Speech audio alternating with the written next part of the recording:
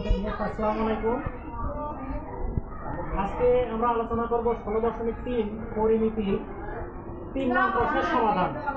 তো দেওয়া আছে মানে বইয়ে যেটা দেওয়া আছে আমি দেয়া লিখি, বৃত্তাংশের ক্ষেত্রফল এর সমান 77, বৃত্তের ব্যাসার্ধ আর সমান 21, এটা বইয়ে দেওয়া আছে।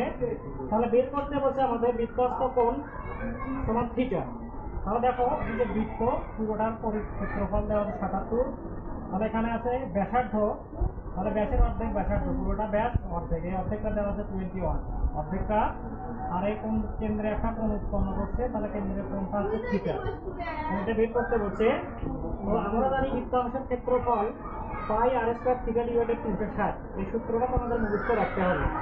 তো দেখো এস এর মান বা ক্ষেত্রফলের মান 77, এখানে পাই আর স্কয়ার থিটা 360, পায়ের মান ক্যালকুলেটর চাপলে বের হবে। তাহলে আর এর মান হচ্ছে 21, তার উপরে স্কয়ার থিটা এবং 360। এখন আমরা এই সংখ্যাগুলোর মাঝখানে গুণ আছে, এখানে গুণ, তাহলে আমরা এখানে এই সংখ্যাগুলো দ্বারা গুণ করব। তাহলে গুণ করার পর নির্দিষ্ট একটা মান আসবে, তাহলে এখানে আসবে 1385.95 সামথিং, আরও আসতে পারে। এখানে গুণ করবো আমরা 27, 72, 0। তো এখন দেখো ক্যালকুলেশন করবো তোমরা। তো এখানে তার সাথে থিটা ছিল, এই যে থিটা 27720 1385.95। তো এটাতে আমরা ক্যালকুলেশন করার পরে 20.008 ডিগ্রি, অর্থাৎ থিটার মান কোনটা হচ্ছে 20 ডিগ্রি।